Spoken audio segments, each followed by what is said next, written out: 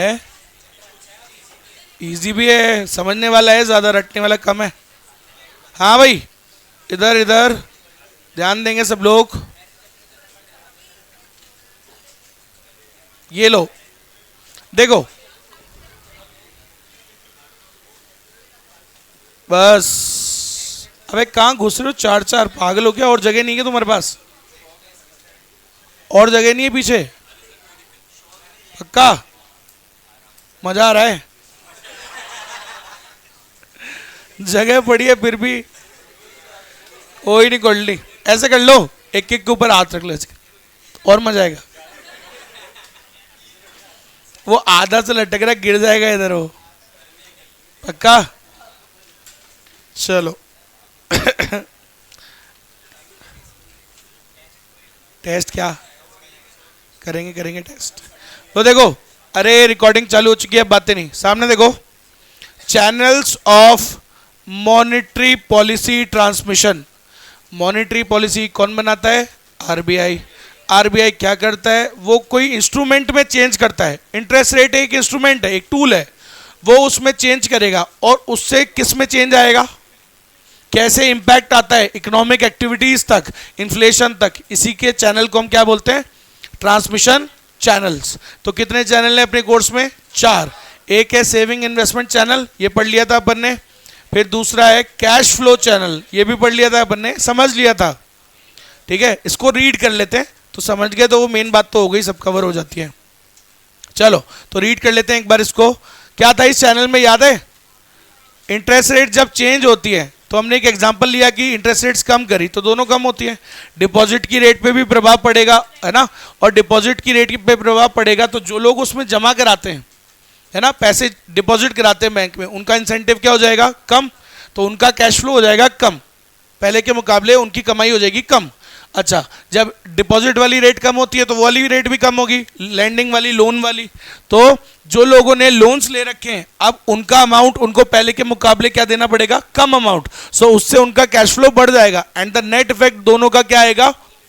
Positive cash flows होंगे आपकी economy में। क्लियर है? ये होता है। चलो फिनिश कर लेते हैं। तो देखो, दिखाता हूं आपको, सामने देखो। फर्स्ट ये इधर, a reduction in lending rates. Reduction in lending rates मतलब लोन वाली रेट्स। लेंडिंग रेट्स में कम होने से क्या होगा सर? वो याद करो, सोनू का क्या हो गया था कम? इंटरेस्ट रीपेमेंट कम हो गया था क्या? 20,000 की जगह कितना देना पड़ रहा था? 15।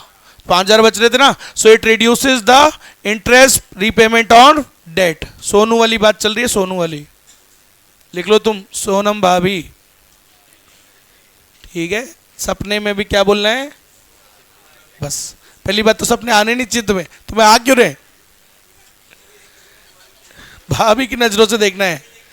हाँ भाई, तो सिंपल सी बात है, इंटरेस्ट की लेंडिंग रेट्स कम होगी तो सोनम भाभी को तुम्हारी क्या देना पड़ेगा? कम रीपेमेंट देना पड़ेगा। तो उससे उनका कैश फ्लो बढ़ जाएगा, increasing the amount of the cash available. सही बात है। तो पैसा बचेगा उसका, उससे वो करेगी बढ़िया बढ़िया चीज मेरे को खुश करने के लिए, है कि नहीं? है ना, makeup wake up, all the gifts, ये सब पैसे बच रहे हैं ना, है ना? सो खर्चा होगा, spend on goods and services. ठीक है, एग्जांपल आपको बताइए, कर लेना।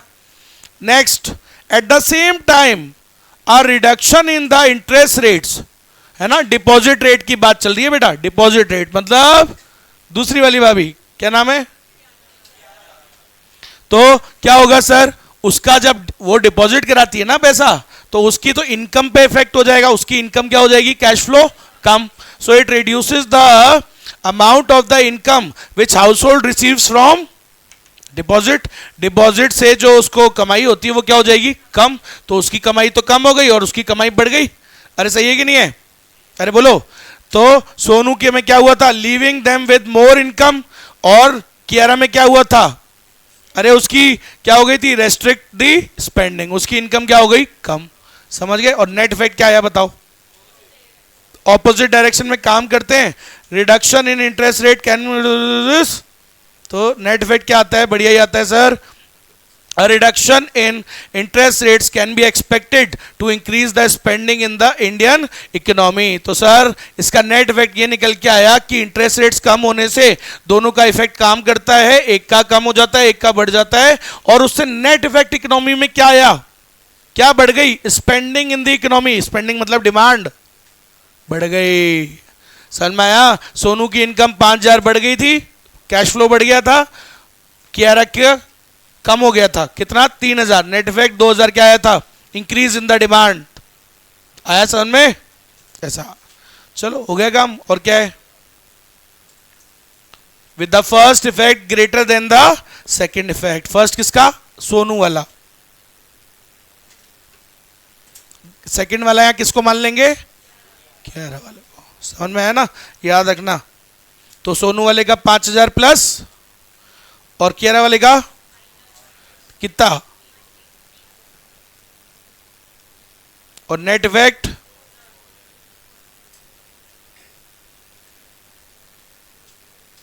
ऐसे. समझ में आ गया पक्का. सो आपने देखा कि कैसे इंटरेस्ट रेट्स आरबीआई जब चेंज करता है तो उससे कैसे कैश फ्लोज में चेंज आता है. किसी का कैश फ्लो बढ़ जाता है, किसी का कैश फ्लो, समझ गए, इसलिए तो बोलते हैं इसको कैश फ्लो चैनल. चलो ठीक, ये कोई पढ़ने की जरूरत नहीं है, पता है, ये समझ में आ गया तो फिर तो खेल ही खत्म. तीसरा चैनल, थर्ड चैनल का नाम क्या है बेटा, asset price and wealth channel. भाई पुराने जमाने में तो और कोई एसेट्स होती नहीं थी, मैंने कहा ना आपको उस टाइम पे, और क्या इन्वेस्टमेंट के लिए ज्यादा चारा था नहीं, बॉन्ड्स ही एक था थोड़ा बहुत. सो बाद में तो अब आजकल तो बहुत सारी हो गई ना. तो आप कोई भी एग्जांपल लेके समझ सकते हो. मैं बेस्ट एग्जांपल जो आप लोगों के लिए समझ में आता है मेरे को, वो प्लॉट वाला है. इंटरेस्ट रेट्स कम होने से असेट की वेल्थ, असेट का प्राइस बढ़ता है. समझ गए. सो अब इंटरेस्ट रेट्स अगर कम होगी तो क्या होगा, असेट की डिमांड बढ़ेगी. असेट की डिमांड बढ़ेगी तो वही असेट जितने में खरीदी थी अब क्या हो जाएगी, वो ज्यादा की हो जाएगी. समझ गए. तो ये पढ़ा था ना हमने, अब इसी का समझेंगे, asset price and wealth channel. तो नोट्स हैं कल वाले, लिख लिए क्या, लिख लेना बेटा. उसको बोला था मैंने निकाल के लिख के लाना, बोला भी था जो नहीं लिख के लाया 2 बार करवाऊंगा.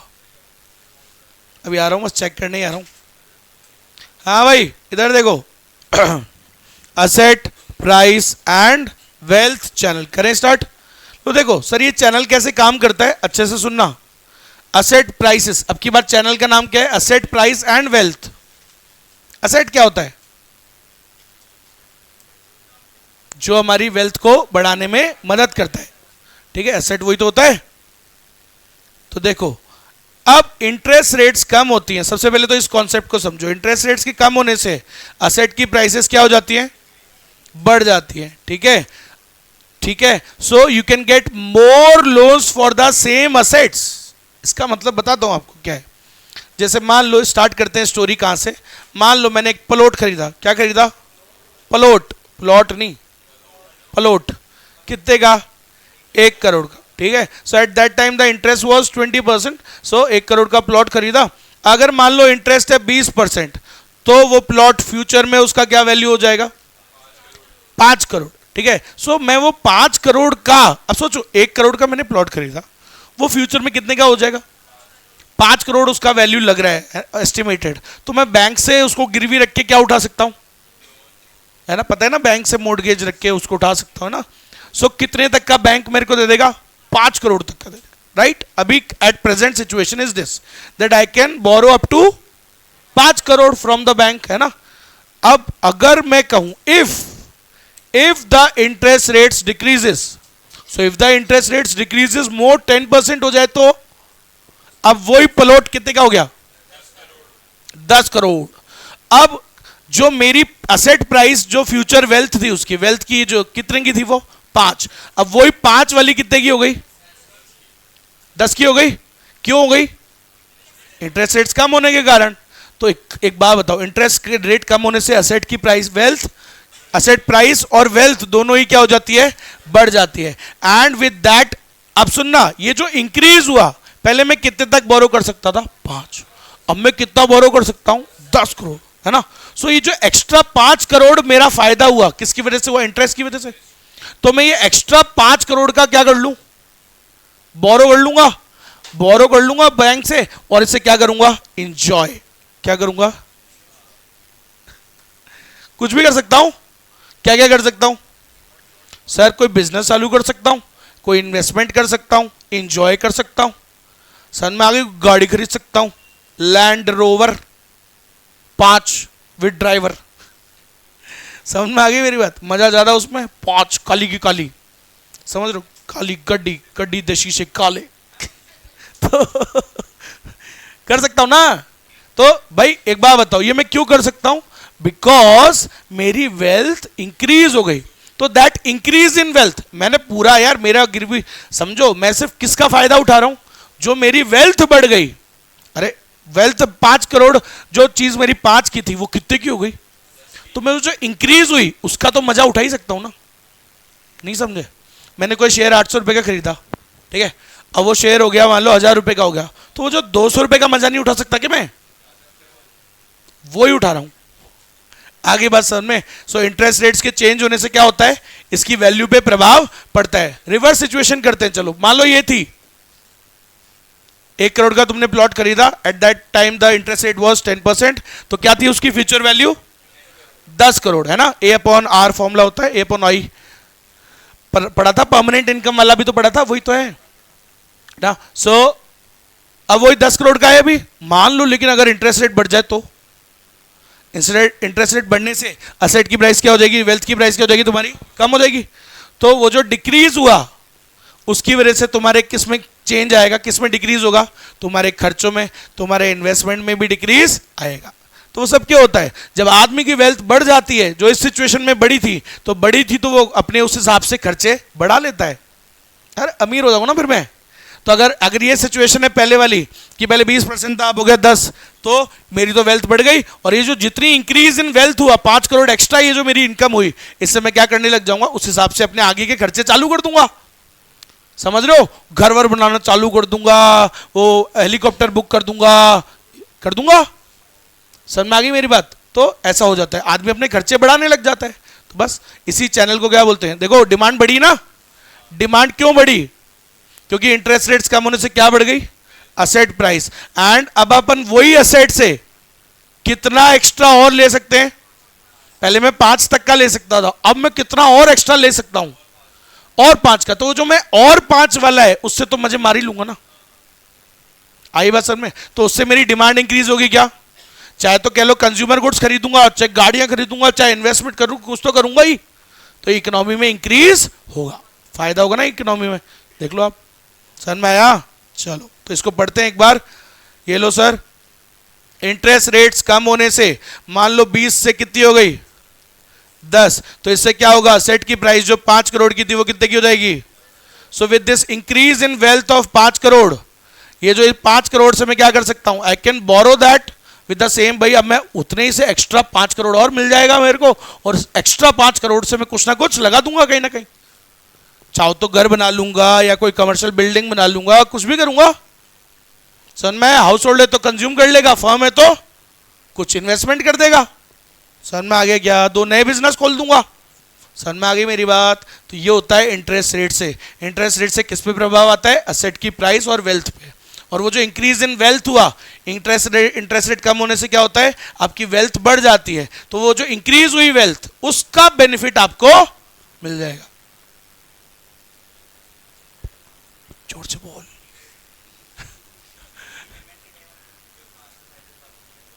हाँ देना पड़ेगा ना, लेकिन ये तो मेरा इंक्रीज इन वेल्थ है, ये तो कैपिटल गेन। ये 50 रुपए की चीज थी 80 की हो गई, 50 की चीज थी 80 की हो गई, तो मैं तो 30 की तो मजे उठाए, मजे तो 30 के तो उठाए।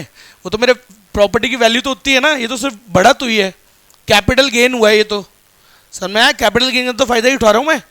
ये है, मान ले तेरे पास फॉर्च्यूनर थी, अब फॉर्च्यूनर को तूने प्रॉफिट पे बेच दिया 15 लाख के, वो 15 का प्रॉफिट का ही तो मजा उठा रहा है तू। समझ में आया, ये है। चलो इसको भी रीड कर लेते हैं, इजी होता है। कहां गया यार, ये रहा सामने, देखो जल्दी रीड करेंगे इसको। तो फर्स्ट पॉइंट क्या कह रहा है, सर असेट प्राइसेस रिस्पॉन्ड करती हैं किसको, मॉनेटरी पॉलिसी चेंज को, इंटरेस्ट रेट को, अरे करती है ना भाई, इंटरेस्ट रेट में चेंज आता है तो असेट प्राइसेस में भी रिस्पॉन्स आता है, चेंज होती है, एंड कॉन्सिक्वेंटली उसका प्रभाव काय पे पड़ता है, आउटपुट पर, एम्प्लॉयमेंट पर, इन्फ्लेशन पर। कैसे? अब मेरी इंटरेस्ट रेट कम होने से मेरी वेल्थ बढ़ी, वही प्लॉट कितने का हो गया, 5 वाला जो उसका फ्यूचर वैल्यू था वो 5 वाले के हो गए 10, so I can borrow that extra 5 crore का मैं कोलेट्रल उठा के मैं उसको रख के 5 करोड़ का वेल्थ उठा सकता है ना, निकाल सकता हूं, बोरो कर लूंगा, और उस बोरो करके उसको मैं क्या करूंगा, कोई बिजनेस में लगा दूंगा, तो इन्वेस्टमेंट बढ़ा, आउटपुट बढ़ा, कोई बिजनेस में लगाया तो नया काम चालू किया तो लोगों को नौकरी पे रखूंगा, एम्प्लॉयमेंट बढ़ेगा, इनकम बढ़ेगी, इनकम बढ़ेगी तो और इकोनॉमी में डिमांड बढ़ेगी, इन्फ्लेशन, मतलब हो सकता है ना, समझ गए मेरी बात, ऐसा भी इंपैक्ट। तो इंटरेस्ट रेट्स कम होने से क्या हो सकती है देश में, इन्फ्लेशन। कैसे हो सकती है सर? क्योंकि सर इंटरेस्ट रेट होने से एसेट प्राइसेस और वेल्थ बढ़ जाती है, वेल्थ बढ़ जाएगी तो आदमी वो जो इंक्रीज इन वेल्थ हुआ उससे क्या करेगा, खर्चे करना चालू कर देगा। अब वो खर्चे ये भी हो सकते हैं कि खुद कंजम्पशन पे बढ़ाने लग जाए, और ये भी हो सकते हैं कि कुछ इन्वेस्टमेंट करने लग जाए, इन्वेस्टमेंट करेगा तो और आउटपुट बढ़ेगा, आउटपुट बढ़ेगा, एम्प्लॉयमेंट बढ़ेगा, इनकम बढ़ेगा, इन्फ्लेशन बढ़ेगा। आया सर ने पहली लाइन समझ में आई? अब बस, अब तो समझाना है, खत्म है खेल। With rise in interest rates, सुनना बस। अब अपन ने यहां पे असेट में कौन सी असेट ली है, प्लॉट, वो इसकी जगह कुछ और भी बोल सकता है, आगे बात समझ में, वो बॉन्ड भी बोल सकता है भाई, असेट तो कोई सी भी हो सकती है ना। So with rise in interest rates the investment in debt instruments becomes attractive. Sir जब इंटरेस्ट रेट्स क्या होती है, इंटरेस्ट रेट्स बढ़ती हैं तब आपको क्या करना चाहिए, इंटरेस्ट रेट्स बढ़ती है तो अपनी एसेट की वैल्यू क्या हो जाती है, क्या हो जाती है, कम हो जाती है ना। तो ये कह रहा है आपको फिर काय में इन्वेस्ट करना चाहिए, डेट इंस्ट्रूमेंट्स में इन्वेस्ट करना चाहिए। So with the rise in interest rates बढ़ने से अब आपकी सेम असेट कितने की हो गई, थोड़ी कम की हो गई। अरे वेल्थ क्या हो जाती है, थोड़ी कम हो जाती है, इंटरेस्ट रेट्स बढ़ने से वेल्थ तो कम हो जाती है, तो फिर ज्यादा काय में इन्वेस्टमेंट करना चाहिए। अच्छा दो चीज समझते हो, उसने असेट में क्या लिया, एक होता है इक्विटी, एक होता है डेट, है ना। अपन ने क्या लिया था, प्लॉट, समझ गए। हर आदमी अपने अपने हिसाब से समझाता है। तो वो क्या कह रहे हैं, जब ऐसा समय होता है तो फिर इक्विटी में इन्वेस्ट नहीं करना चाहिए, समझ गए। आपने कंपनियों की इक्विटी में इन्वेस्ट करा हुआ है और इंटरेस्ट रेट्स बढ़ रही हैं तो क्या होगा, फिर तुम्हारी वेल्थ कम हो जाएगी। तो ऐसे टाइम पे इक्विटी में इन्वेस्ट नहीं करना चाहिए क्योंकि उसकी वैल्यू डाउन होगी।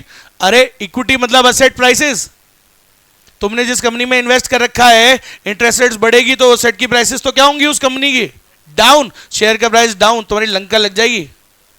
आई बात समझ में। तो क्या करना चाहिए, इंटरेस्ट रेट्स जब बढ़ रही हो तो ऐसा कह रहे हैं वो कि debt instruments become more attractive और इक्विटी में इन्वेस्टमेंट क्या कर देनी चाहिए, कम। करोगे तो घाटा खाओगे आप। इक्विटी क्या होती है, शेयर होल्डर्स फंड, असेट्स, अरे वैल्यू कम हो जाएगी ना तुम्हारी। सो याद रखिएगा, investment in equity tends to fall, ठीक है, इतनी बात समझ में आ गई। This causes fall in the equity prices, ये तो बोला शेयर के प्राइस कम हो जाएंगे फिर, and thereby leads to reduction in household financial wealth. मान लो ये कचौलिया बैठा है इधर, कचौलिया काय में लगाता है, शेयर्स में लगा रखे कोई कंपनी के, ठीक है भाई। इंटरेस्ट रेट्स बढ़ गई, उससे क्या होगा, जिस कंपनी के इसने खरीद रखे हैं तो उस शेयर, जब इंटरेस्ट रेट्स बढ़ जाएगी तो उसके एसेट की प्राइसेस कम हो जाएगी, तो शेयर की प्राइस गिरेगी, मार्केट में शेयर प्राइस गिरेगी तो भैया की लंका लग जाएगी ना। भैया ने 10 लाख लगाए, वो 10 कितने के रह जाएंगे, 8 के। तो इसलिए बेटर वो क्या कह रहा है कि जब इंटरेस्ट रेट्स बढ़ रही हो, सो इन्वेस्टमेंट एंड इक्विटी क्या करना चाहिए, कम। ऑन दी अदर हैंड काय में लगाना चाहिए, क्योंकि वहां स्टेबल रहती है। याद करो, डेट में इंटरेस्ट रेट्स क्या रहती है, स्टेबल, पता है ना। डिवेंचर पे तो उतना ही मिलेगा ना, समझ में आया। इक्विटी का ऊपर नीचे होता रहता है सिर्फ, सही है कि नहीं है, है ना, है ना, है ना, समझ में आ गया। आगे बढ़ो, सो आगे बढ़ो। सो इससे क्या होगा सर, वेल्थ कम हो जाएगी भाई की। 10 लाख लगाए थे, 8 ही लाख रह जाएंगे, तो ये जो 2 लाख का कम हुआ, बेचारा क्या करेगा, हर चीज में अपनी क्या चालू कर देगा, कंजूसाई। So reduces the output, future plans रोक देगा, उल्टा अपने आउटपुट को कम कर लेगा। आउटपुट कम, एम्प्लॉयमेंट कम, आउटपुट कम, एम्प्लॉयमेंट कम, इनकम कम, कंजम्पशन कम, हो गया ना, कम कम कम कम कम। आया समझ में। नेक्स्ट, समझ गए सब लोग? पक्का? तो ऐसे चाहो तो ऐसे बना लो इसको। अरे इंटरेस्ट रेट जब बढ़ती है तो डेट में इन्वेस्ट करो, डेट इन्वेस्टमेंट बढ़ानी चाहिए, इक्विटी में इन्वेस्टमेंट घटानी चाहिए। क्यों? क्योंकि एसेट प्राइस क्या हो जाती है? कम, तो फिर लॉस होगा, लॉस होगा तो फिर क्या होगा? फिर वही आउटपुट कम, एम्प्लॉयमेंट कम, कंजम्पशन, डिमांड हो गया कम। उल्टा कर लोगे इसका? कर लो। तो देखो भाई, हाइयर एसेट प्राइस, अब उल्टा मान लो इंटरेस्ट रेट हो गई कम, तो उससे आपकी एसेट प्राइसेस हाइयर हो जाएंगी and you can take investments, आप इक्विटी में करो। समझ गए? क्योंकि अब आपकी उसकी वैल्यू बढ़ेगी। So it increases the equity collateral of the asset. समझ गए? वही 5 करोड़ वाली कितने की हो गई? 10 की। तो वो जो इंक्रीज होगा आपका, समझ में आ गई? तो आप उससे क्या कर सकते हो? You can borrow against them. वो जो इंक्रीज हुआ 5 करोड़ एक्स्ट्रा, उससे भी आप बोरो कर सकते हो and this can make it easier for household and businesses to borrow. और उससे क्या होगा? इंक्रीज इन एसेट प्राइस होने से क्या होगा? सर लोगों की वेल्थ बढ़ेगी, लोगों की वेल्थ बढ़ेगी तो वो जो इंक्रीज हुई वेल्थ, उससे वो क्या करेंगे? खूब खरीद भी सकते हैं, हाई कंजम्पशन भी कर सकते हैं। अरे बोले सर नो, एक मिनट मम्मी का फोन आ रहा है।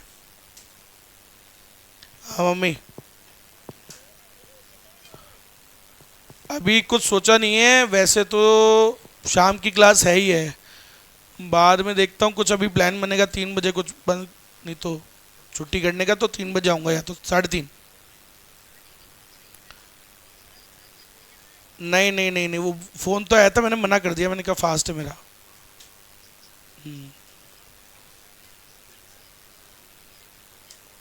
कौन सी सब्जी? राजमा चावल? हाँ तो 3 बजे बना देना, 3 बजे। ठीक है, जरूरी बातें भाई साहब, काम कैसे चलेगा? समझे? पहले पेट पूजा, बाद में काम दूजा। खाना खाएंगे तो ही काम चलेगा ना आगे। हाँ भाई, नेक्स्ट।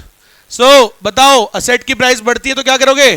वो जो वेल्थ बढ़ेगी तुम्हारी, अब वेल्थ बढ़ने से वही 5 करोड़ की 10 करोड़ बढ़ गई, तो वो जो इंक्रीज इन वेल्थ हुई है उससे इट विल लीड टू, हो सकता है देखो मान लो सबकी वेल्थ बढ़ गई, तो हो सकता है ये तो काय में खर्च कर रहा है, ये अपने भाई अपने खर्चे बढ़ा रहा है, घूमने जा रहा है, जो भी कर रहा है, ये मान लो अपनी इन्वेस्टमेंट कर रहा है, वो मान लो गाड़ियां खरीद रहा है, कुछ भी सब अपना अपना करेंगे, सही है कि नहीं है? तो असेट प्राइसेस बढ़ती है तो क्या होता है?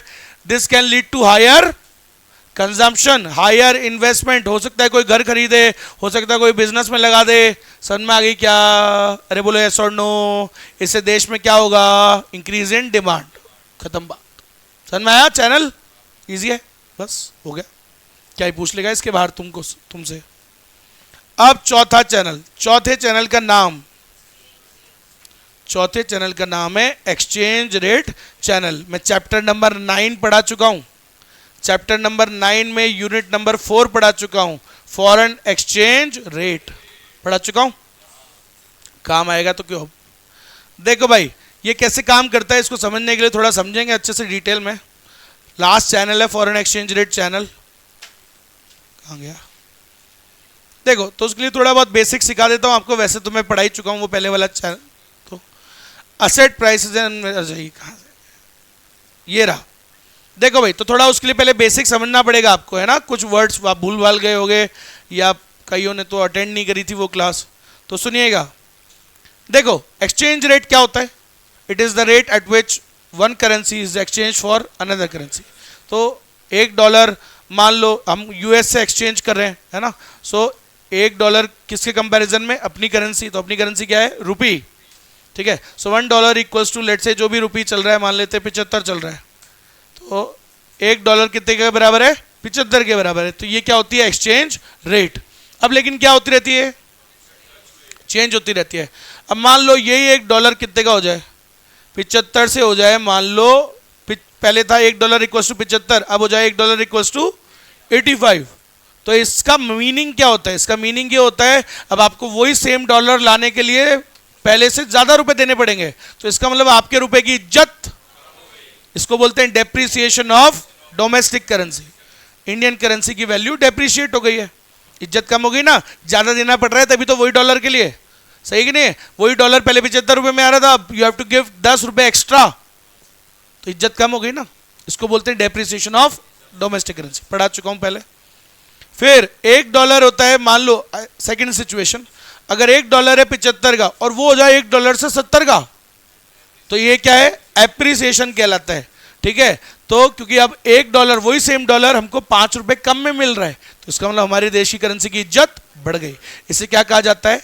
एप्रिसिएशन ऑफ करेंसी, एंड इसको स्ट्रेंथनिंग भी बोला जाता है, स्ट्रेंथनिंग ऑफ एक्सचेंज रेट। हमारा रुपया क्या हो गया? मजबूत हो गया। और अगर $1 75 का है और $1 कितने का हो जाए? 85 का, इसका मतलब वीकनिंग ऑफ एक्सचेंज रेट, हमारे रुपये की वैल्यू क्या हो गई? कमजोर हो गई, ठीक है? और जब रुपए की वैल्यू डेप्रिशिएट होती है, कमजोर हो जाती है, तो इससे हमारे एक्सपोर्ट्स बढ़ते हैं और इंपोर्ट्स कम हो जाते हैं, which is a good thing, अच्छी बात है। इसलिए तो हम तो चाहते हैं और इज्जत कम हो जाए, इज्जत कम होगी तो एक्सपोर्ट्स बढ़ेंगे, और हमारे देश को तो जरूरत है भाई, एक्सपोर्ट्स बढ़ेंगे। एक्सपोर्ट्स बढ़ेंगे तो फायदा कैसे है बताओ?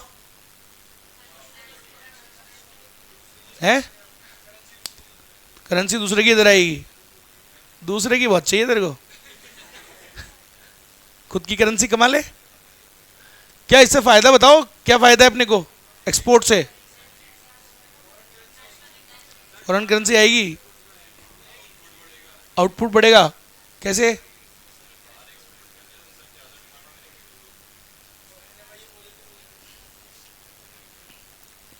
सिंपल रीजन है, एडी कैसे आता था 4 सेक्टर में?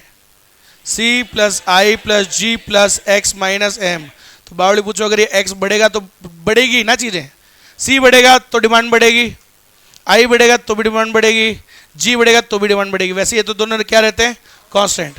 और एक्स बढ़ेगा तो एक्सपोर्ट्स बढ़ने से क्या है? एडी का कंपोनेंट है ना वो, तो एडी का कंपोनेंट है भैया ये 4, तो C प्लस आई प्लस जी प्लस एक्स, याद आया? C plus T plus C plus S plus T plus, actually import इधर होता है, तो वो तो जब इधर से उधर लाते हो माइनस हो जाता है। आया समझ में? इंपोर्ट तो लीकेज है ना, तो ये एक्सपोर्ट क्या है? अच्छी बात है एक्सपोर्ट, इससे क्या होगा? हमारे गुड्स की डिमांड बढ़ रही है, हमारे गुड्स की डिमांड बढ़ रही है तो प्रोडक्शन तो यही होगा ना, तो आउटपुट यहीं बढ़ेगा और एम्प्लॉयमेंट यहीं बढ़ेगा, आउटपुट यहीं बढ़ेगा, एम्प्लॉयमेंट बढ़ेगा, इनकम बढ़ेगी, फायदा है हमारे देश को। That's why we want more of exports, तो जिससे हमारे देश में डिमांड बढ़ेगी। और मैंने कहा डिमांड बढ़ना अच्छा ही है लॉन्ग टर्म के लिए, समझ रहे हो? डिमांड बढ़ेगा तो लोगों को रोजगार मिलेगा, आउटपुट बढ़ेगा, देश का आउटपुट बिक रहा है, समझ में आया क्या? तो इसलिए फायदा है, इसलिए हम चाहते हैं डेप्रिसिएशन होते रहे तो बढ़िया। चलो समझ में आया? अरे बोलो। अच्छा, अगर मान लो रुपए की इज्जत वो हो गई तो, एप्रिशिएट हो गई तो, सर ये हमारे देश के लिए अभी अच्छा नहीं है। क्यों? बिकॉज अगर ऐसा हो गया सो अब वही सेम डॉलर जो 75 में आता था अब वो 70 में आएगा, तो हमारे देश के लोग तो गधे हैं ही, समझ रहे हो? बाहर से इंपोर्ट करेंगे खूब, क्योंकि इंपोर्ट्स क्या हो जाएंगे? सस्ते, समझ गए? कोई मान लो $1000 का तुम आईफोन वहां से मंगाते थे, तो $1000 कितने का? 75,000 का आता था फोन, अब वो 75,000 का फोन कितने का हो जाएगा? तो तुम वहां से ज्यादा मंगाओगे, फिर तो हमारे देश का पैसा बाहर जाएगा, लीकेज, समझ में आया? सो सिंपल सी बात है सर, इससे क्या होता है? एप्रिसिएशन से इंपोर्ट्स हो जाते हैं सस्ते, सो इंपोर्ट्स बढ़ने लग जाते हैं और वो हमसे खरीदेगा नहीं, क्योंकि फॉर द पहले वो $1 में कितने का सामान खरीद पा रहा था इंडिया से? 75 का। अब वो सेम डॉलर में कितने का खरीद पाएगा? सिर्फ तो 5 रुपए का, तो उसको लॉस हो रहा है ना, तो कोई और देश में शिफ्ट भी तो हो सकता है आगे बात समझ में, तो ये नुकसान होता है यहाँ पे। सो याद रखिएगा, इसलिए हम चाहते हैं कि ज्यादा एप्रिसिएशन ना हो, डेप्रिसिएशन है ठीक है, कोई दिक्कत नहीं है, क्योंकि इससे हमारे देश को भी फायदा है ना, एक्सपोर्ट्स बढ़ते हैं, समझ गए? और एप्रिसिएशन में एक्सपोर्ट्स कम हो जाते हैं और इंपोर्ट्स बढ़ते हैं, सो नेट इफेक्ट गंदा आता है और वहाँ नेट इफेक्ट पॉजिटिव आता है। आया समझ में? इसमें कोई दिक्कत? ये थोड़ा बेसिक मैंने वापस रिवाइज कराया ताकि आप गड़बड़ ना करो आगे। तो देखो अब सुनना अपना आ जाता है टॉपिक अब, कि कैसे मॉनेटरी पॉलिसी से इस चैनल पे इफेक्ट आएगा, मतलब कैसे मॉनेटरी पॉलिसी चेंज होने से इस पे इफेक्ट आता है और इससे कैसे देश पे इफेक्ट आता है वो देखेंगे अभी हम, ठीक है? करें स्टार्ट। तो देखो इंटरेस्ट रेट कम होने से, इंटरेस्ट रेट कम होने से क्या होगा? देखो अगर इंटरेस्ट रेट्स कम होगी,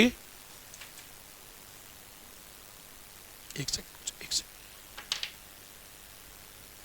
चलो करें स्टार्ट। हाँ भाई, करें? देखो अब समझना बात को, है ना, वो समझ में आया कैसे खेल चलता है।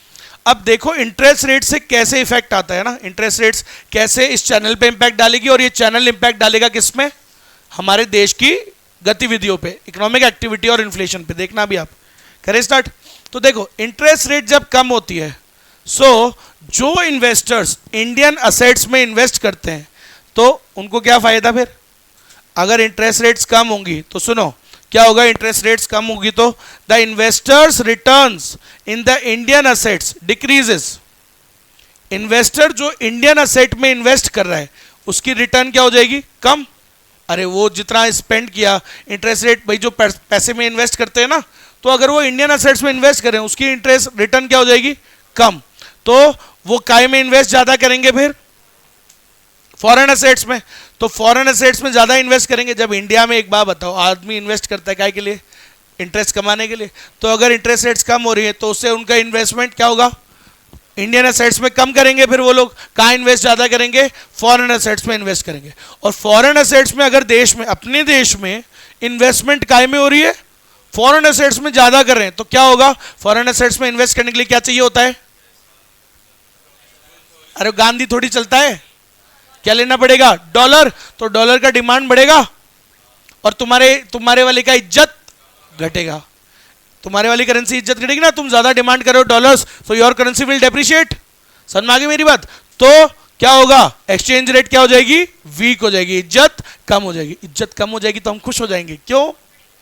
क्योंकि एक्सपोर्ट बढ़ेंगे, इंपोर्ट क्या हो जाएंगे? कम। और नेट फायदा हमेशा क्या आएगा? पॉजिटिव। इसलिए हम तो चाहते हैं कि क्या कम हो जाए? इज्जत। कौन सी? ये वाली। समझ में आया इफेक्ट? इसका उल्टा करके देखो एक बार, एक सेकंड बस, है ना। इसका उल्टा करके देखो, अगर इंटरेस्ट रेट्स इंडिया की असेट्स में बढ़ रही है, सपोज उसने बढ़ा दी इंटरेस्ट रेट्स, अब इंटरेस्ट रेट्स इंडियन वाली असेट्स में बढ़ रही है तो क्या होगा?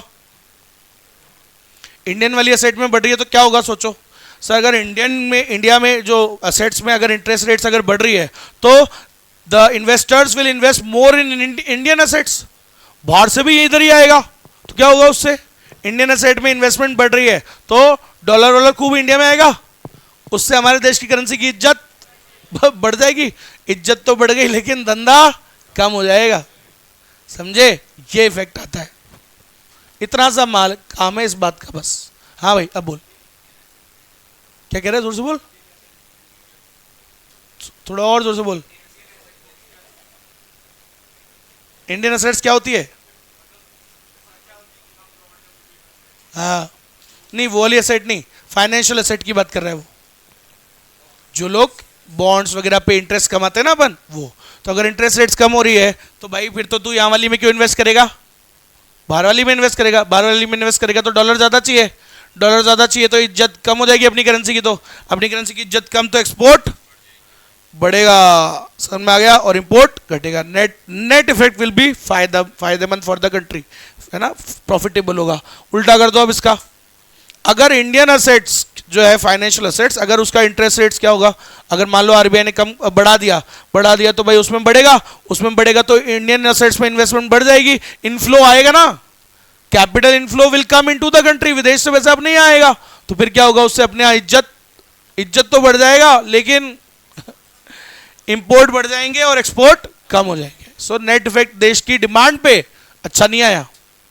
समझ में आया ना? डिमांड कैसे आती है? भूल गए? C + I + G + X - M। तो खुद बताओ, यहां पे तो इफेक्ट अच्छा आएगा ना, क्योंकि एक्सपोर्ट्स बढ़ेंगे, इंपोर्ट्स कम हो जाएंगे। वहां पे उल्टा इफेक्ट आ जाएगा, M बढ़ रहा है, M तो लीकेज है ना, नेशनल इनकम विल फॉल देश के अंदर। आया समझ में? अरे बोलो यस और नो? खत्म, पढ़ लो दोनों ये रहे। मॉनेटरी पॉलिसी ने में आरबीआई ने चेंज किया, ठीक है। अब इंटरेस्ट रेट्स बढ़ेगी तो इंडिया में कैपिटल इनफ्लो ज्यादा होगा, तो देश की करेंसी की इज्जत बढ़ जाएगी, है ना। बढ़ जाएगी मतलब एप्रिसिएशन हो जाएगा, और एप्रिसिएशन में तो फिर वही वाली बात है ना, एप्रिसिएशन मतलब क्या हो गया? $1 का वो कितने का हो गया? 70 का। तो उससे नेट एक्सपोर्ट हो जाएंगे कम, नेट एक्सपोर्ट माइनस इंपोर्ट, तो सर नेट एक्सपोर्ट्स कम हो जाएंगे और हमारे देश की जीडीपी फिर आएगा क्या? मजा आएगा क्या? इज्जत को रख लो और भूखे मर रहो। सही है? फैक्ट है? नेक्स्ट, इंटरेस्ट रेट्स कम होगी तो क्या होगा सर? कैपिटल आउटफ्लो ज्यादा होगा, बाहर की एसेट्स में लोग ज्यादा लगाएंगे, सही कि नहीं है? क्योंकि इंडियन एसेट्स में तो फायदा नहीं है, तो क्या होगा, बाहर ज्यादा लगाएंगे, उससे हमारी एक्सचेंज रेट क्या हो जाएगी? वीकर हो जाएगी। वीकर होने से नेट एक्सपोर्ट्स बढ़ेंगे, देश की जीडीपी बढ़ेगी। आया समझ में? खत्म, पढ़ लो इसको। एक्सचेंज रेट चैनल, तो देखो भाई पढ़ लेते हैं इसको, रीड आउट कर लेते हैं फटाफट से जल्दी से। The exchange rate can have an impact on economic activity and inflation. पता ही है, दिख ही रहा है इफेक्ट, मतलब इंपैक्ट पड़ता है ना sir. It is typically more important for sectors जो किसका काम करते हैं। ये वाला चैनल किन वालों पे ज्यादा प्रभाव डालेगा? जिनका काम ही क्या है? इंपोर्ट और एक्सपोर्ट का। अरे मेरा काम है पढ़ाने का, मेरे ऊपर थोड़ी कोई ज्यादा इफेक्ट आएगा। रुपया कमजोर हो गया तो मेरे को क्या करना? तो समझ रहे हो, मैं कौन सा एक्सपोर्ट करता हूं? आ रही ना बात समझ में? मेरा तो काम है पढ़ाने का, लेकिन किसी का काम है एक्सपोर्ट और इंपोर्ट का, उस पर प्रभाव ज्यादा पड़ता है। समझ गए? चलो, so this channel is typically more important for दो सेक्टर्स जो क्या काम करते हैं? एक्सपोर्ट ओरिएंटेड काम करते हैं, और विच आर एक्सपोज्ड, या फिर जिन पे फॉरेन कंपटीशन का काफी प्रभाव पड़ता है, ठीक है, which are affected by the imported goods and services. अब देखो फर्स्ट पॉइंट क्या बोलोगे? If the RBI lowers the cash rate, RBI ने रेट कम कर दी तो क्या होगा? इंटरेस्ट रेट्स इंडिया में कम हो जाएगी, तो रेस्ट ऑफ द वर्ल्ड में ज्यादा हो जाएगी, तो काय में इन्वेस्ट करेंगे लोग? रेस्ट ऑफ द वर्ल्ड में। समझ में आया? So rest of the world में क्या होगा? Lower interest rates will reduce the, India में इन्वेस्टर्स का फायदा होगा नहीं, ठीक है, तो क्या करेंगे वो बाहर इन्वेस्ट करेंगे। The lower returns reduce the demand for assets in India and increase the investors will shift their funds to abroad, तो foreign assets में वो invest करेंगे इंस्टेड, तो उससे क्या होगा? अपनी देश की करेंसी की इज्जत कम हो जाएगी, और कम हो जाएगी तो a reduction in interest rates will results lower in lower exchange rate, इज्जत हो गई कम, इज्जत कम होगी तो making foreign goods more expensive, import हो जाएंगे कम और export बढ़ेंगे। This leads to increase in exports and domestic activity, देश में डोमेस्टिक एक्टिविटी, डोमेस्टिक प्रोडक्शन बढ़ने लगेगा, जीडीपी बढ़ी ना, बस। सो अ लोअर एक्सचेंज रेट, अच्छा जीडीपी बढ़ने लगेगी, सोचो सोचो सोचो सोचो सोचो, अगर इंटरेस्ट रेट्स कम होगी तो क्या होगा? अरे बोलो, इंडियन असेट्स में लिख दूं क्या इधर? इंडियन असेट्स में इन्वेस्टमेंट क्या हो जाएगी? कम। फॉरेन असेट में, foreign asset investment will increase, उसमें बढ़ेगी तो देश की इज्जत, करेंसी की, अरे बोलो फॉरेन एक्सचेंज रेट की इज्जत क्या हो जाएगी? वीकर हो जाएगा ना, कमजोर हो जाएगा, डेप्रिशिएट हो जाएगा। डेप्रिशिएट होने से क्या होगा?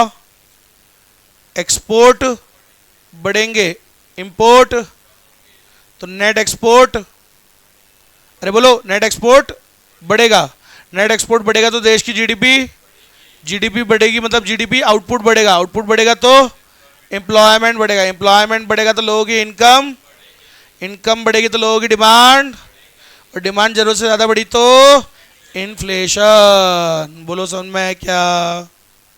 बोलो।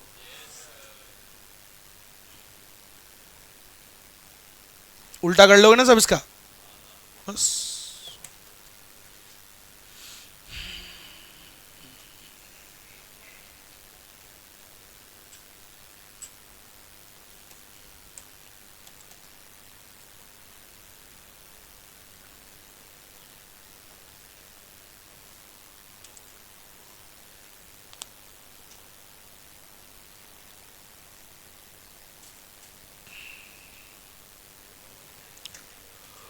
हो गया, जल्दी कर लो।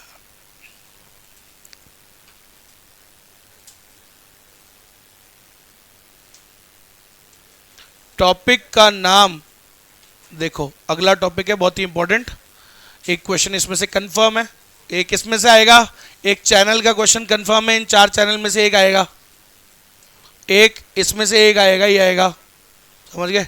चलो देखो भाई, ऑपरेटिंग प्रोसीजर एंड इंस्ट्रूमेंट्स क्या होता है ये? देखो मॉनेटरी पॉलिसी में ना 2 प्रकार के इंस्ट्रूमेंट्स होते हैं, एक क्वालिटेटिव और एक क्वांटिटेटिव, ऐसा इन्होंने स्कूल में पढ़ा है। सो 2 प्रकार के इंस्ट्रूमेंट्स होते हैं, एक क्वांटिटेटिव होते हैं और एक क्वालिटेटिव। क्वांटिटेटिव में रूल ये आ जाती है, रेट वेट जो होता है ना, कि इतनी इंटरेस्ट रेट थी, इतनी हो गई, है ना, बहुत सारी रेट्स हैं। अभी जैसे एक रेट होती है CRR, जैसे ये लिखा हुआ है ना, CRR पहले 4% थी लास्ट ईयर, अभी 3% कर दिए गवर्नमेंट ने, बैंक ने, सॉरी। तो 3% क्यों करी है? लिक्विडिटी को बढ़ाने के लिए। इंटरेस्ट रेट्स कम कर दी तो लिक्विडिटी बढ़ाने के लिए करी। तो जैसे चेंज होता रहता है ये रेट्स वगैरह, जो रेट वेट होती है इसे क्या बोलेंगे? Quantitative instrument. और जहां रेट वेट ज्यादा नहीं होती, रेट नहीं होती है, वहां पे उसे क्या बोलते हैं? क्वालिटेटिव। क्या बोलते हैं? क्वालिटेटिव। ठीक है, तो स्टार्ट करते हैं टॉपिक, समझो। क्वांटिटेटिव टूल्स क्या होते हैं? Quantitative tools, these are the tools which are applied by the policy that impact monetary money supply in the entire economy. Sir ये वो टूल्स होते हैं, इनसे काय पे इम्पैक्ट पड़ता है? They impact the money supply in the entire economy. देश में पूरे मनी सप्लाई पे इम्पैक्ट आता है इससे, including all sectors like manufacturing, agriculture, automobile, housing, सब पे प्रभाव आता है। इसमें क्या क्या चीजें आ जाती हैं? जैसे सर एक आता है जिसको क्या बोलते हैं? Reserve ratio. मैंने याद करो बताया था आपको कि आप जब बैंक में पैसा जमा कराते हो, जब बैंक में पैसे जमा कराते हो तो कमर्शियल बैंक उसमें से क्या रखता है? कुछ रिजर्व्स रखने जरूरी होते हैं उसको, तो उसको रिजर्व रेशो बोलते हैं। और वो दो टाइप के रिजर्व रखने पड़ते हैं, तो याद रखना वो जो रिजर्व होता है वो दो टाइप के रिजर्व रखने पड़ते हैं। कौन कौन से? एक होता है CRR और एक होता है SLR। फर्क समझ लेना दोनों का क्या होता है, सुनो। CRR क्या होता है? जो भी टोटल डिपॉजिट, एक एग्जांपल लेता हूं, मान लो बैंक में, कमर्शियल ICICI बैंक की बात कर रहा हूं, मान लो उसके पास आज 100 करोड़ के डिपॉजिट आए, ठीक है, तो RBI ने उसको क्या रखा है? तेरे पास जो भी डिपॉजिट्स आएंगे जनता से, डिमांड डिपॉजिट्स, है ना, उसका लेट्स से अभी 4% चल रहा है ना CRR, 3 सॉरी, तो 3% तू मेरे पास रख के जाएगा, समझ गया? कैश, 3% कैश तू मेरे पास कैश की फॉर्म में रख के जाएगा RBI के पास। तो ये तो होता है बेटा CRR, टोटल डिपॉजिट्स का इतना प्रतिशत, minimum percentage of total deposits which the commercial banks have to keep with the RBI। तो जो भी टोटल डिपॉजिट आया उसका इतना प्रतिशत उसको कैश की फॉर्म में रख के आना पड़ता है, किसके पास? RBI के पास। क्लियर है? समझ में आ गया? अब ऑब्वियसली RBI के पास रख के आने का मतलब RBI खुद की गाड़ी भेजता है, मंगा लेता है। समझ में आई मेरी बात? ऐसा। चलो सुनिएगा, उसके बाद अब ऐसे ही वही जो टोटल डिपॉजिट आए थे, कितने के आए? 3% तो कैश रखवा लिया RBI ने, इसके अलावा इसी का कुछ परसेंटेज, 3% तो कैश रखवा लिया और कुछ 18% SLR चल रहा है अभी, 18%, ठीक है। सो करंट में तो मान लेते हैं करंट के हिसाब से चल रहे हैं, तो 18% SLR क्या होता है? स्टैट्यूटरी लिक्विडिटी एसेट्स, है ना, स्टैट्यूटरी लिक्विडिटी रेशियो। अब तो ये लिक्विड एसेट्स में रखना पड़ता है। Liquid assets just like cash, जो कैश के जैसी ही होती है, तो उसमें क्या क्या आ जाता है? कैश भी 18। तो इसमें क्या होता है? जो RBI है वो कमर्शियल बैंक्स को बोलता है कि आपको 18% आपको लिक्विड एसेट्स रखनी पड़ेगी।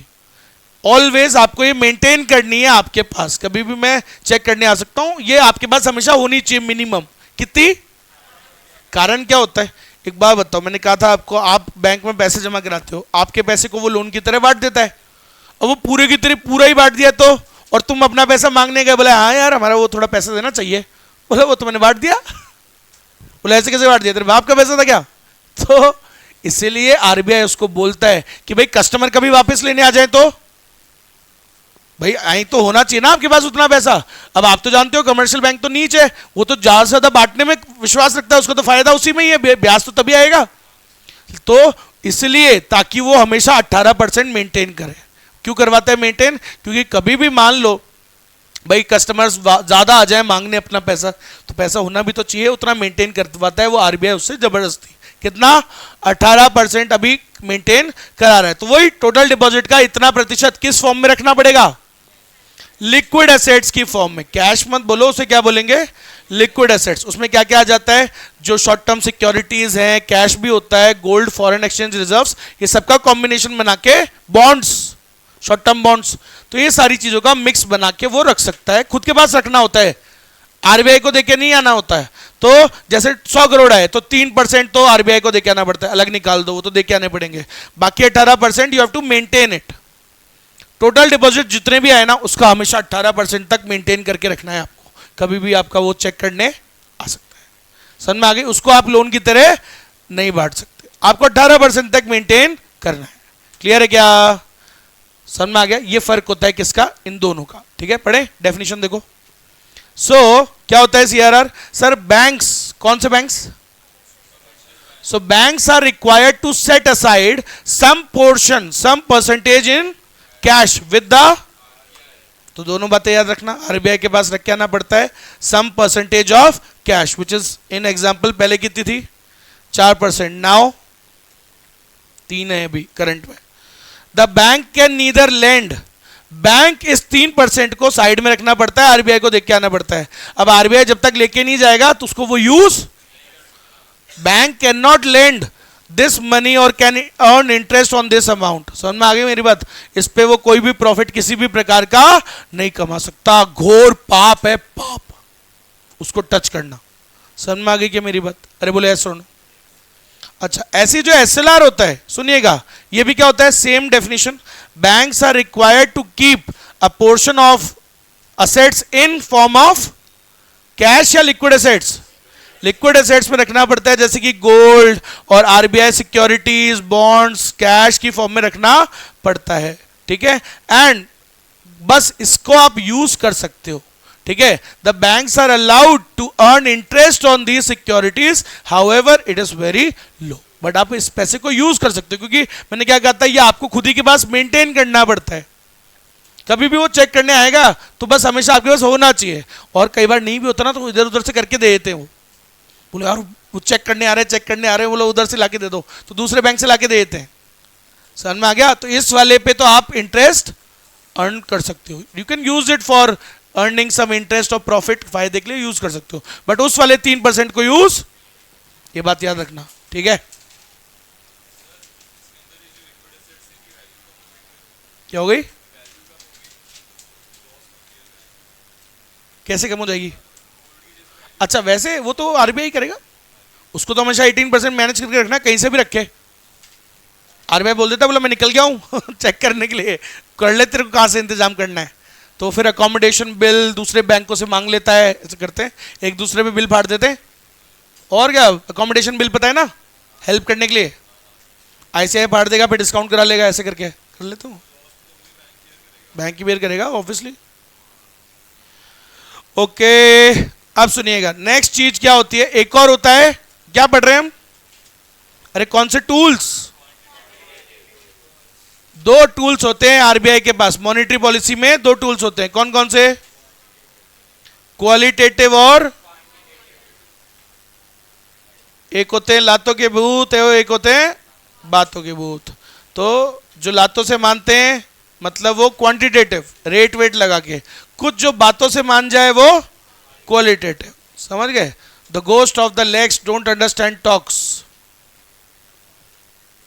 हाई लेवल इंग्लिश है, तुम्हारे बस की नहीं है।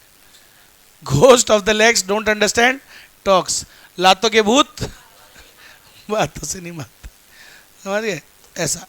तो अब दूसरा पढ़ने जा रहे हैं, पहला पढ़ लिया, अब दूसरा एक और क्वांटिटेटिव, क्वांटिटेटिव में एक और आता है बेटा, क्या नाम है इसका? Open market operation. Sir monetary policy मतलब आरबीआई, आरबीआई मतलब ओपन मार्केट में भी ऑपरेट करता है क्या? बिल्कुल। कैसे?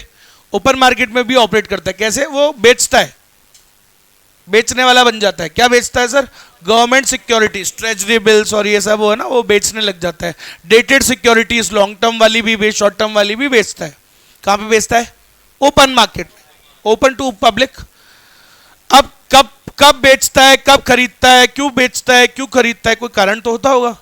तो सुनना, जब भी देश में इन्फ्लेशन ज्यादा होती है, इन्फ्लेशन ज्यादा कब होती है? जब मनी सप्लाई कुछ ज्यादा ही हो गई। तो अगर मनी सप्लाई कुछ ज्यादा ही है, इन्फ्लेशन है, तो वो क्या करेगा? अब कुछ ज्यादा ही पैसा लोग में वो फैला हुआ है, तो लोगों के हाथ से लिक्विडिटी को सक करना है, उसको है ना, खींचना है। So to suck back the liquidity from the hands of the public, उनके हाथों से लिक्विडिटी खींचने के लिए वो क्या करेगा? बेचेगा। तो आरबीआई क्या करेगा? अरे लिक्विडिटी को कम करने के लिए इकोनॉमी में क्या करेगा? सेल करेगा गवर्नमेंट बॉन्ड्स। समझ में आ गया? तो सेल करता है। गवर्नमेंट सिक्योरिटी सेल करने से क्या होगा? तुम काय में इन्वेस्ट करोगे? गवर्नमेंट की सिक्योरिटी में, क्योंकि बढ़िया इंटरेस्ट वगैरह होता है, तुम तो उसके लालच में लगा ही दोगे उसमें। लगाने से तुम्हारा पैसा किसके पास आ जाएगा? आरबीआई के पास। हो गया ना कंट्रोल इन्फ्लेशन। जब तुमने अपना एक्स्ट्रा पैसा आरबीआई को दे दिया तो अब कैसे करोगे डिमांड? अपने आप इन्फ्लेशन क्या हो जाएगी? कम। समझ में आया? सो एट दैट टाइम वो सिक्योरिटी क्या करता है? बेचता है। समझ गए? तो इन्फ्लेशन के टाइम पे लिक्विडिटी को कम करने के लिए वो सिक्योरिटीज बेचेगा। सिक्योरिटीज बेचने से क्या होगा? एक्सेस लिक्विडिटी क्या हो जाती है? कम। और डिमांड क्या हो जाती है? कम। Inflation will reduce. अब उल्टा कर दो इसका। कब? जो बेची थी, अब बेच दी थी ना तुमको, एक टाइम पे जब महंगाई भी थी तो तुमको बेच दी थी। अब मान लो डिफ्लेशन सी आ गई, थोड़ा मार्केट मंदा चल रहा है, लोगों के पास पैसा ही नहीं है, डिमांड ही नहीं हो रहा। अब क्या करूं जिससे तुम्हारे हाथ में पैसा डाल दूं? क्योंकि पैसा नहीं है, तुम डिमांड नहीं कर रहे हो, तो क्या करूंगा? वही जो सिक्योरिटीज बेची थी वो खरीदूंगा वापस।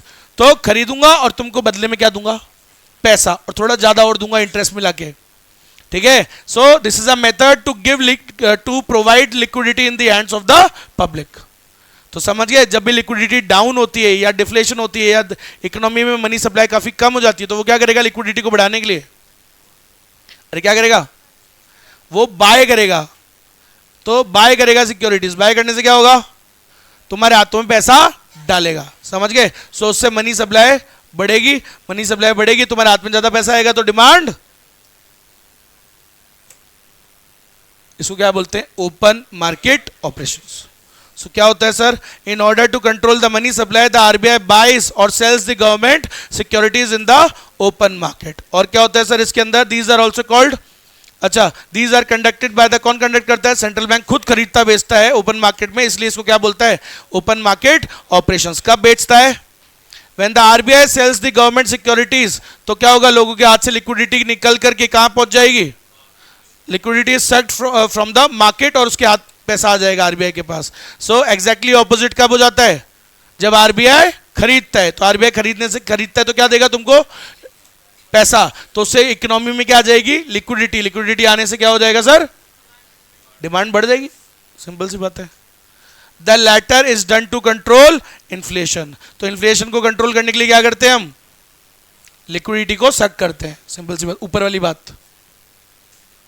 The owing the objective of OMO, ओ क्यों करते हैं सर? ये ओपन मार्केट ऑपरेशन क्यों करता है आरबीआई? क्या खरीदने बेचने की जरूरत है? शॉर्ट टर्म के लिए।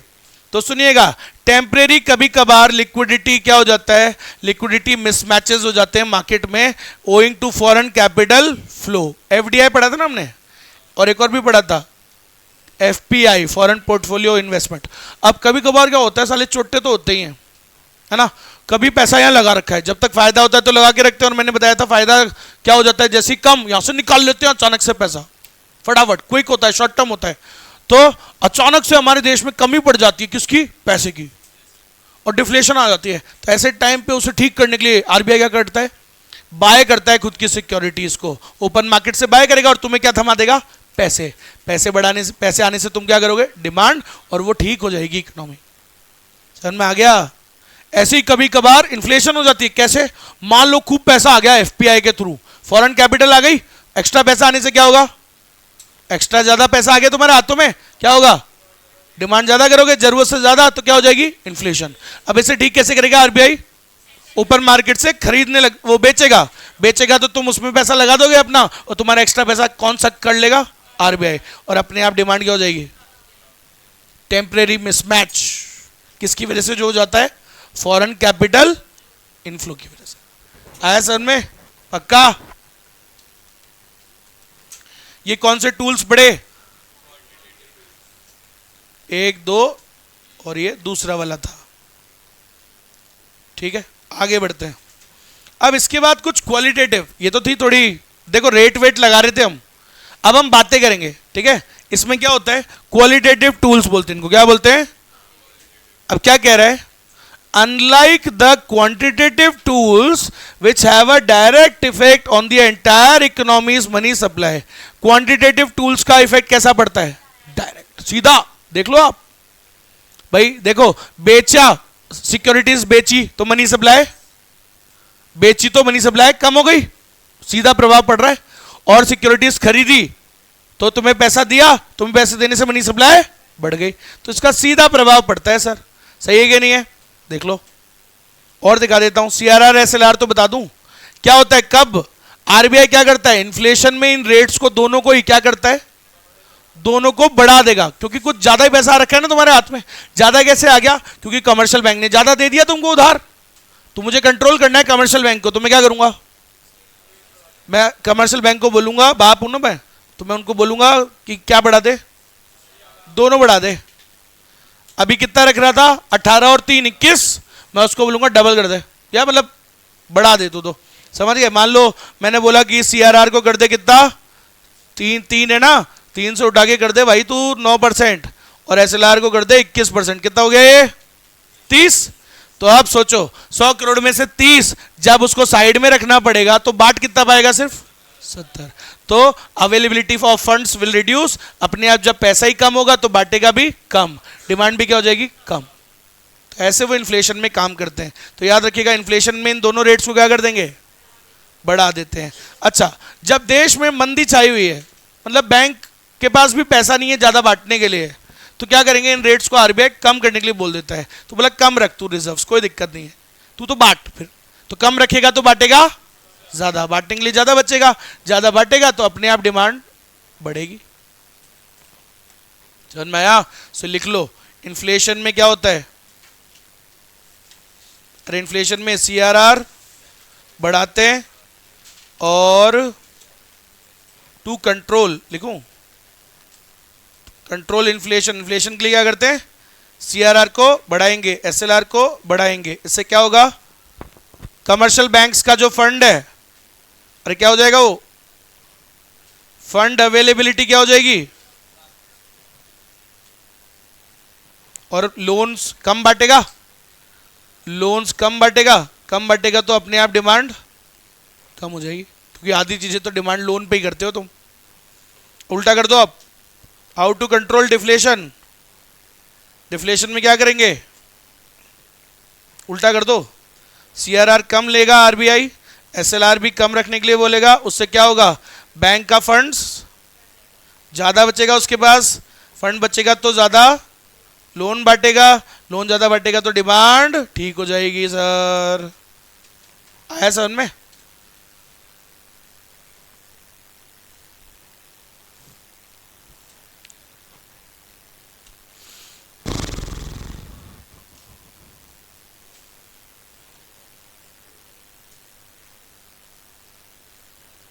आगे आ जाओ फटाफट। मार्जिन, अब क्या पढ़ रहे हैं, क्वालिटेटिव, वापस से वही लाइन, याद रखना ये बात, क्वांटिटेटिव टूल्स का कैसा इफेक्ट पड़ता है, डायरेक्ट इफेक्ट पड़ता है इकोनॉमी के मनी सप्लाई पे। On the other and quantitative जो क्वालिटेटिव जो टूल्स होते हैं ये इनडायरेक्ट इफेक्ट डालते हैं। कैसे इफेक्ट डालते हैं, the qualitative tools are the selective tools that have an effect in the money supply.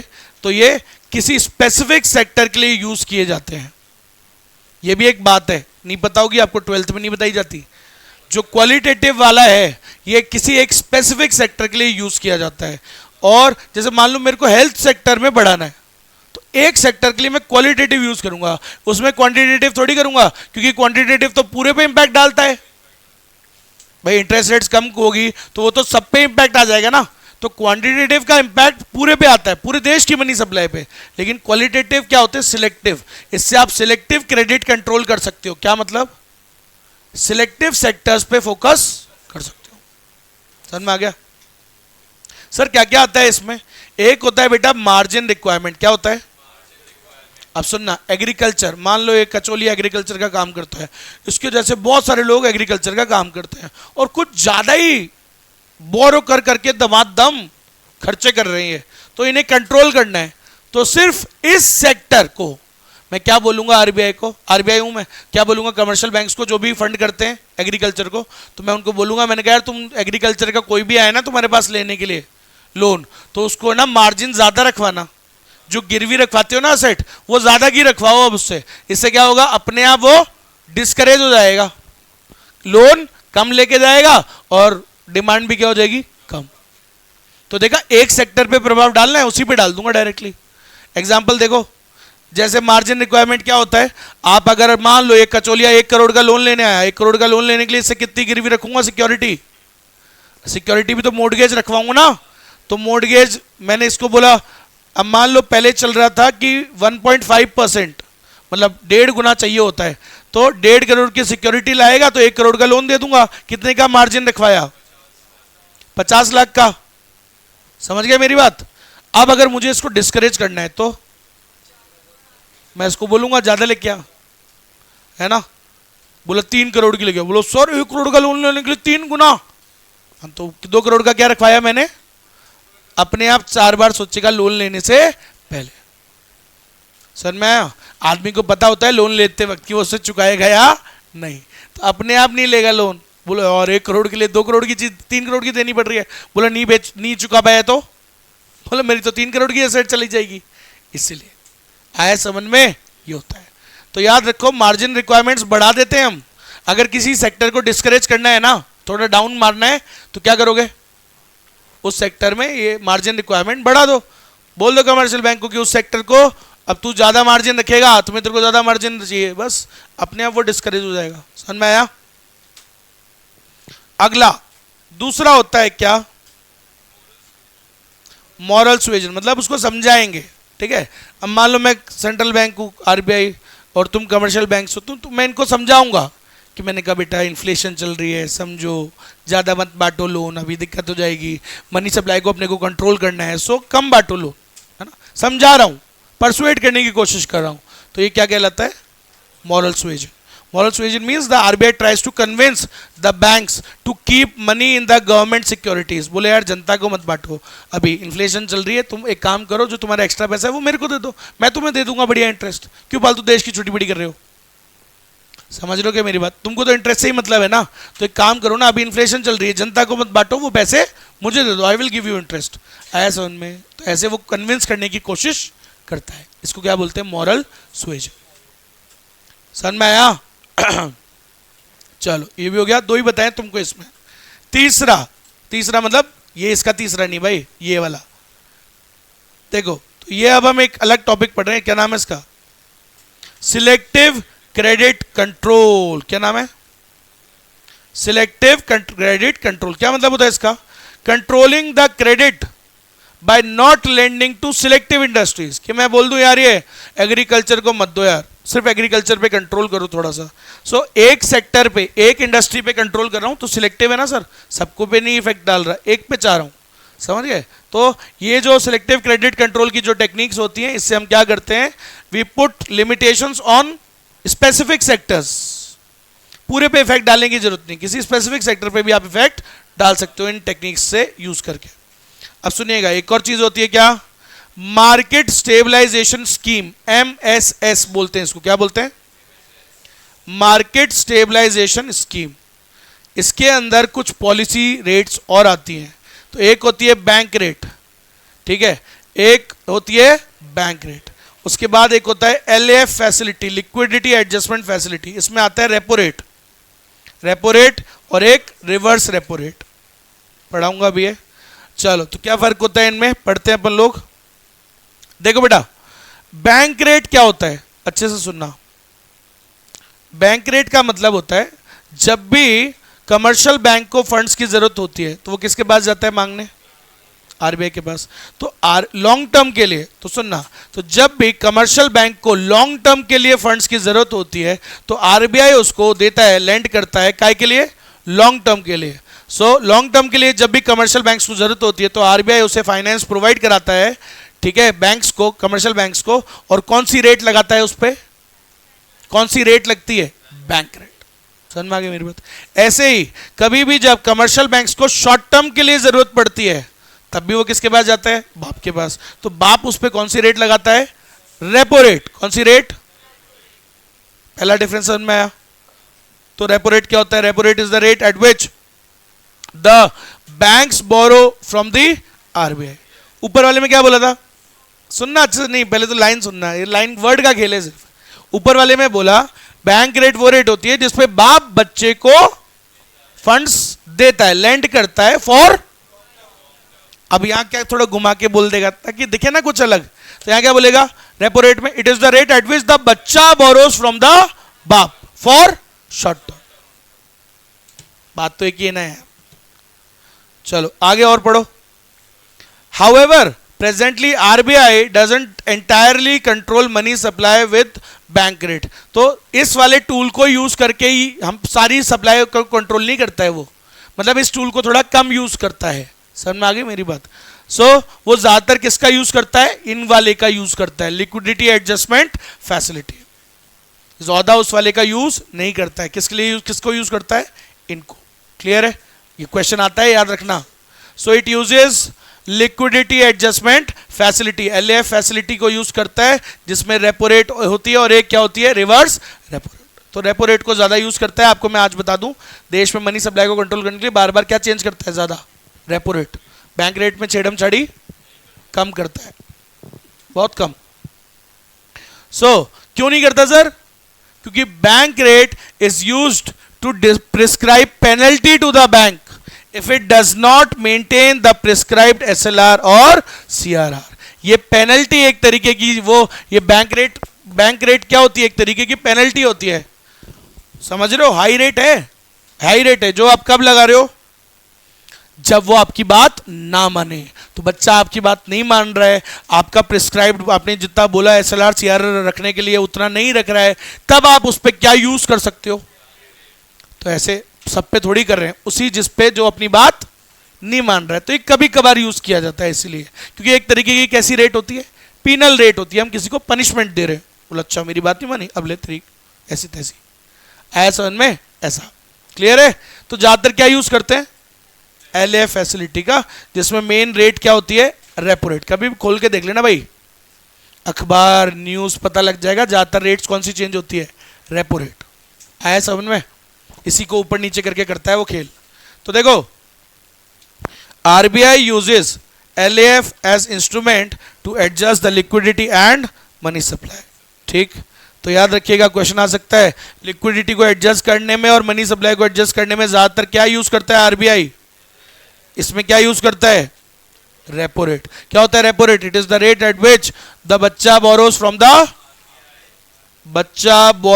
The बाप for short term against a repurchase agreement.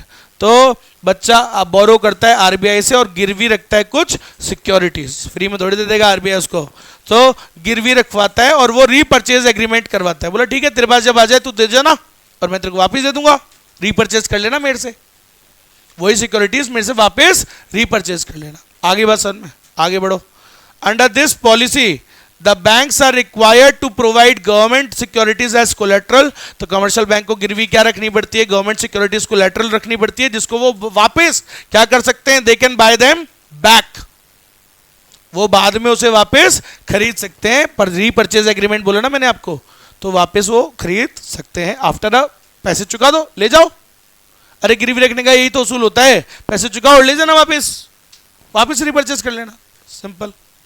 चलो समझ में आया रेपो रेट? अब सुनना, रिवर्स रेपो रेट क्या होता है? रिवर्स रेपो रेट वो वाली रेट होती है जो मैंने कहा था आपको कि यार मैंने कहा इन्फ्लेशन चल रही है, एक काम करो ना, तुम्हारे पास एक्स्ट्रा फंड्स हैं, क्यों फालतू जनता को दे रहे हो? अभी वैसे ही क्या चल रही है, तो एक काम करो, वो जो एक्स्ट्रा तुम्हारे पास सरप्लस फंड्स हैं, give it to me, I will give you more interest than the market. आगे बात समझ में? तो एक ये लालच है जो आरबीआई किसको देता है? कमर्शियल बैंक्स को, कि भाई अभी आप वैसी एक्सेस लिक्विडिटी हो रही है, don't give loans to the public, instead of that give it to me, I will give you more interest than that. So ये लालच है। तो लालच की रेट कब बढ़ाते हैं? जब आरबीआई क्या करना चाहता हो? इन्फ्लेशन को कंट्रोल करना है, तो आरबीआई इस रेट को क्या करेगा? और बढ़ा देगा, लालच ज्यादा देगा, जिससे कि कमर्शियल बैंक्स सारा पैसा किसको दे दें? और जनता। अब जब आरबीआई को दे देंगे तो जनता को क्या देंगे? बचेगा ही नहीं कुछ। आगे ना बात समझ में? ऐसा नहीं समझे? सो रिवर्स रेपो रेट क्या होता है? कुछ लोग बोलते हैं sir it is the reverse of repo rate. Reverse कैसे बोल रहे हो? ऐसे बोलना नहीं चाहिए, अच्छा नहीं लगता है। क्या बोला था आपने? Repo rate it is the rate at विच बच्चा बोरोस फ्रॉम द बाप। तो रिवर्स क्या होता है? It is the rate at विच बाप बोरोस फ्रॉम द बच्चा। अरे बाप है वो, बाप होता है, बाप बोरो नहीं करता है। बाप सिर्फ क्या दे सकता है? लालच। तो ऐसा मतलब इसको ऐसा रिवर्स बोलना नहीं चाहिए, लेकिन बोलते ही हैं। अरे नाम ही क्या है, रिवर्स रेपो रेट। तो आप ये बात को समझो ना कि भाई डेफिनेशन रिवर्स मत कर देना कभी। बोला अच्छा वो रेट क्या होती है, वो रेट जिसपे बच्चा बाप से लोन लेता है। और ये रिवर्स रेपो रेट क्या होती है, बोले ये वो रेट जिसपे बाप बच्चे से लोन लेता है। अरे बाप बच्चे से लोन, बाप सिर्फ ऑफर करता है कि I will pay you this much interest if you give me the excess money. समझ में आ गई मेरी बात। So this is the rate RBI pays to the banks in order to keep the additional funds. बोले यार तेरे पास additional funds पड़े हैं, फालतू जनता को मत बांट, मेरे को दे दे, मैं तेरे को ज्यादा ब्याज दूंगा। समझ में आ गई मेरी बात। तो ऐसे होता है, क्लियर है। अब सर इसका लिंक क्या है रेपो रेट से, तो सुनना एक फॉर्मूले से लिंक है दोनों का। क्या रिवर्स रेपो रेट का फॉर्मूला क्या होता है बेटा, न्यूमेरिकल में भी आ जाता है कई बार। सो रिवर्स रेपो रेट का फॉर्मूला क्या होता है, रेपो रेट माइनस 1। तो अगर रेपो रेट है 6% तो रिवर्स रेपो रेट क्या हो गई 5%। अब आगे आ जाओ, ऐसे ही एक और रेट होती है MSF rate, marginal standing facility. ये पेनल्टी वाली रेट है, पनिशमेंट रेट। अगर साला कोई हमारी बात नहीं मान रहा है हम उसके ऊपर लगाएंगे रेपो रेट +1। अच्छा बात नहीं मान रहा है, सबके लिए 6%, तू देगा साले 7%। अगर कोई कमर्शियल बैंक किसकी बात नहीं मानता तो ये it is a penal rate, penalty rate, punishment rate है सर। समझ में आया। सो मार्जिनल स्टैंडिंग फैसिलिटी क्या होता है, बोलते हैं इसको एमएसएफ रेट। फुल फॉर्म क्या है, marginal standing facility. Full form भी याद रखना। क्या होती है ये rate, it is the penal rate, punishment की रेट होती है at which the central bank lends money to the banks over the rate available under the repo rate policy. तो रेपो रेट पॉलिसी से भी ज्यादा चार्ज करते हैं +1। So banks availing MSF rate can use a maximum of 1% of SLR securities। तो इसमें क्या होता है MSF रेट का याद रखना है, रेपो रेट +1। आगे बात समझ में, अरे बोलो चलो। अब तो देखो भाई मेन टॉपिक अपना क्या हो चुका है, खत्म हो चुका है। अब देखो आप क्या क्या बचा है इस चैप्टर में, दिखा देता हूं मैं आपको एक बारी।